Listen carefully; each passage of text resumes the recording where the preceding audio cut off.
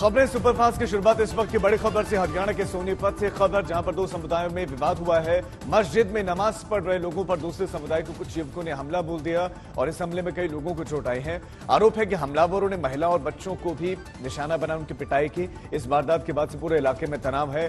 बड़ी संख्या में पुलिस वालों की तैनाती की गई है। तो दो समुदायों में तनाव देखने को मिला है, जहां मस्जिद में घुसकर मारपीट करने का आरोप लगा है। आरोप यह भी है कि सिर्फ पुरुषों को ही नहीं बल्कि बच्चों और महिलाओं को भी निशाना बनाया गया, उनके साथ भी मारपीट की गई है। कई लोगों को चोटें आई हैं। इस तनाव को देखते हुए इलाके में पुलिसिया बंदोबस्त तेज कर दिया गया, बढ़ा दिया गया है। नमाज पढ़ी जा रही थी और इसी दरमियान बवाल ये विवाद देखने को मिला और कई लोग जख्मी बताए जा रहे हैं। खबर सोनीपत से 15 से 20 हमलावर पहुंचे बताया जा रहा है और ये नामजद है। बाकायदा नाम पुलिस में इनके दिए गए हैं। आरोपियों ने लाठी डंडों से हमला किया। वो लाठी डंडों से लैस होकर मस्जिद के भीतर पहुंचे।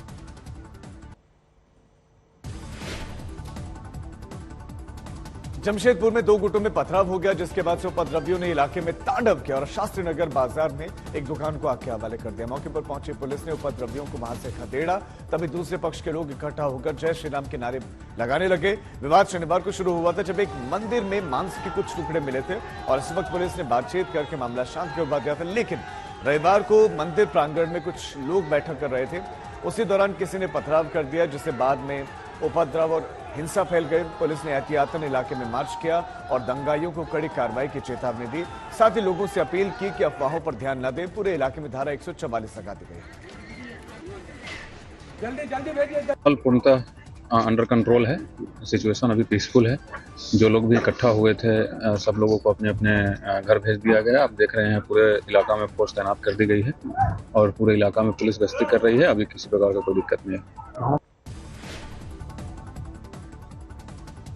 जयपुर में बदमाशों ने एक होटल पर धावा बोल दिया। 9 से 10 नकाबपोश हथियारों के साथ होटल में पहुंचे थे और पहुंचते ही हमला कर दिया। सबसे पहले रिसेप्शन एरिया में शीशों को तोड़ा गया। उसके बाद कुछ हमलावर होटल के भीतर दाखिल हुए और कुछ बाहर उन्होंने तोड़फोड़ शुरू की। आरोप है कि जो गेस्ट अंदर ठहरे हुए थे उनसे भी बदसलूकी की गई। जान बचाने के लिए होटल स्टाफ और मेहमान वहां से भाग खड़े हुए। ये बदमाश कौन थे और हमला क्यों किया गया, इस बारे में फिलहाल जांच पड़ताल जारी है। तोड़फोड़ के दौरान बदमाशों को भी चोटें आई हैं और एक हमलावर शीशा तोड़ने के दौरान गिर गया, जिसमें उसे चोट लगी। होटल में तांडव करने वाले सभी हमलावर उसके बाद से भाग खड़े हुए। छत्तीसगढ़ में बेरोजगारों पर पुलिस ने लाठियों से हमला किया। राजधानी रायपुर में बीएड और डीएड पास युवा भर्ती परीक्षाओं का परिणाम जारी करने का मांग कर रहे थे और इसको लेकर विरोध प्रदर्शन कर रहे थे, जिस पर पुलिस ने लाठियां बरसाकर इन बेरोजगारों को जख्मी कर दिया। एक पुलिस अधिकारी ने बताया कि प्रदर्शनकारियों ने 80 लोगों के साथ धरना की इजाजत मांगी थी, लेकिन संख्या 1000 से ज्यादा पहुंच गई। पुलिस ने कहा कि प्रदर्शनकारी दो गुटों में बढ़ गए। एक गुट ज्ञापन देकर लौट गया, जबकि दूसरा गुट हंगामा कर रहा था और उन लोगों ने पुलिस के साथ बदसलूकी की, जिसके बाद से बल प्रयोग कर सभी को खदेड़ा गया। प्रदर्शनकारी बेरोजगारों को बीच में बताया जा रहा है कि शराबी भी घुस गए थे, जिन्हें पुलिस ने बाद में पकड़ लिया। शराबियों को छुड़ाने के लिए बीजेपी युवा मोर्चा के नेता पुलिसकर्मियों से भिड़ गए, बदसलूकी करने लगा। हालांकि पुलिस ने समझा बुझाकर इस मामले को शांत करवाया। पुलिस बल के साथ झूमाझटकी करने लगे, जिसमें से कुछ पुलिस वालों को चोटें भी आई है। तो इस दौरान इन लोगों को पीछे धकेलने के लिए पुलिस द्वारा जो है थोड़ा बहुत उन्हें धक्का देकर पीछे भी किया गया और इसमें जो ऐसे प्रदर्शनकारी जो शराब के नशे में थे और पुलिस के साथ लगातार उलझ रहे थे, उन लोगों को थाने लाकर उस पर विधि सम्मत कार्रवाई की जाएगी। कर्नाटक विधानसभा चुनाव के लिए बीजेपी अभी से उम्मीदवारों की एक भी सूची अब तक जारी नहीं कर पाई है और रविवार को बीजेपी केंद्रीय चुनाव समिति की बैठक हुई, जिसमें प्रधानमंत्री मोदी, गृहमंत्री अमित शाह, रक्षा मंत्री राजनाथ सिंह शामिल हुए। बैठक में कर्नाटक की सभी 224 सीटों पर उम्मीदवारों के नामों पर मंथन हुआ, लेकिन लिस्ट जारी नहीं हुई। सूत्रों की माने तो बीजेपी आज सूची जारी कर सकती है। उम्मीदवारों के नाम जारी होने में देरी की वजह बीजेपी की रणनीति है। दक्षिण भारत में कर्नाटक एकमात्र राज्य है जहां बीजेपी सत्ता में है।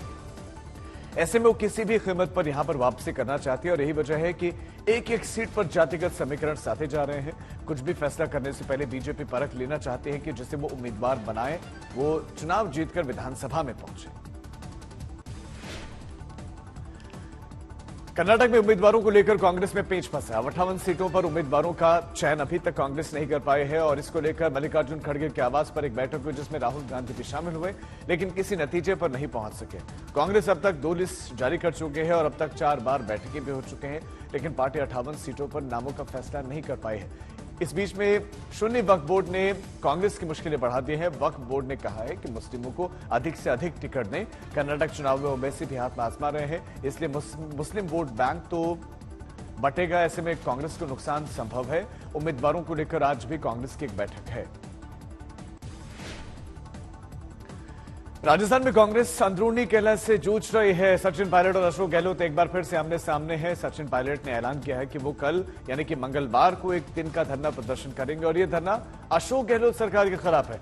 पायलट का आरोप है कि गहलोत ने बीजेपी के भ्रष्ट नेताओं के विरुद्ध कार्रवाई नहीं की, जबकि चुनाव से पहले जनता से वादा किया गया था कि भ्रष्टाचारियों पर सख्ती से कार्रवाई होगी। पायलट ने आरोप लगाया कि वसुंधरा राज्य पर गहलोत ने कार्रवाई नहीं की और नहीं कर रहे हैं।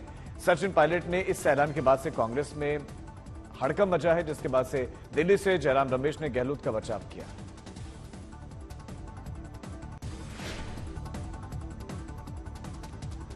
महाराष्ट्र के सीएम एकनाथ शिंदे ने अयोध्या में रामलला के दर्शन किया और शिंदे के साथ उनके कैबिनेट के मंत्री भी थे। पूजा पाठ के बाद एकनाथ शिंदे ने कहा कि पूरी महाराष्ट्र सरकार राम मंदिर का दर्शन करने के लिए यहां पर पहुंची है और इससे कुछ लोगों को दर्द भी हुआ है। देश में कुछ लोगों को हिंदुत्व से समस्या है। दरअसल शिंदे का ये बयान बिना नाम लिए उद्धव गुट की तरफ था और कांग्रेस पर था। उन्होंने कहा कि राम मंदिर हमारी आस्था का विषय है, इसमें राजनीति नहीं है। दिन में पूजा पाठ करने के बाद शिंदे ने यूपी के सीएम योगी आदित्यनाथ से मुलाकात भी की। लखनऊ से लेके अयोध्या तक एक पूरा माहौल भगवामय हो चुका था। क्या बोलते हैं केसरिया माहौल यहाँ पर देखने मिला। इसलिए मैं सभी लोगों को धन्यवाद देता हूँ। यूपी में निकाय चुनाव की तारीखों का ऐलान होते ही प्रशासनिक अमला सक्रिय हो गया। शहरों और चौराहों पर पुलिस ने मार्च किया, साथ ही उम्मीदवारों के बैनर पोस्टर को निकलवा दिया गया है।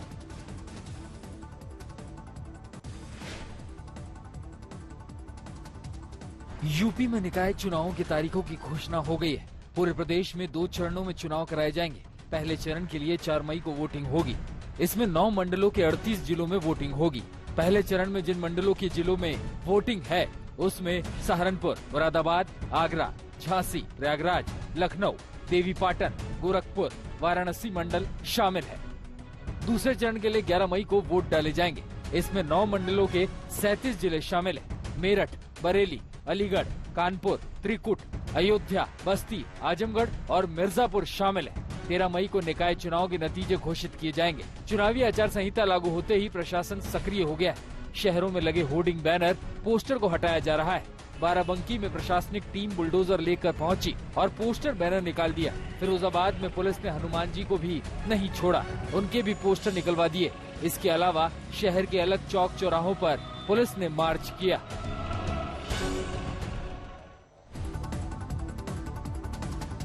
ओलावृष्टि और बारिश से किसान परेशान हैं। उत्तर से लेकर दक्षिण तक हर जगह बेमौसम बारिश है, जिसकी वजह से खड़ी फसलों को बड़ा नुकसान पहुंचा है। कुछ जगहों पर ओलावृष्टि ने किसानों की कमर तोड़ दी है। देखना ये है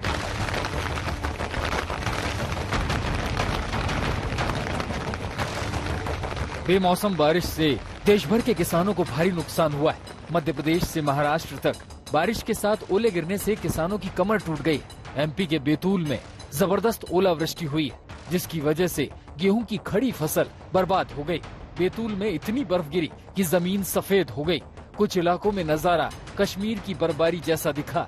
गेहूं की फसल इस समय काटने लायक हो गई है। ऐसे में बारिश और ओलावृष्टि ने किसानों की मुश्किलें बढ़ा दी है। यही हाल महाराष्ट्र के वासिम का भी है। यहाँ आंधी तूफान के साथ तेज बारिश और ओलावृष्टि हुई। तेज हवाओं की वजह से एक घर की छत उड़ गई। उसके बाद घर में सिर्फ पानी और बर्फ के गोले दिखे। महाराष्ट्र के हिंगोली में भी भारी बारिश और ओलावृष्टि ने किसानों की चिंता बढ़ा दी। महाराष्ट्र के अकोला में आंधी तूफान की वजह से बड़ा हादसा हो गया। एक मंदिर में पूजा पाठ के लिए 30 से 40 लोग इकट्ठा हुए थे, तभी तेज हवाएं शुरू हुई, बारिश शुरू हो गई। बारिश से बचने के लिए लोग मंदिर के शेड के नीचे खड़े हो गए। तभी एक विशालकाय पेड़ शेड पर आ गिरा, जिससे 7 लोगों की दबने से मौत हो गई। हादसे की खबर सुनते ही आसपास के लोग भी इकट्ठा हुए। राहत बचाव का काम शुरू किया गया।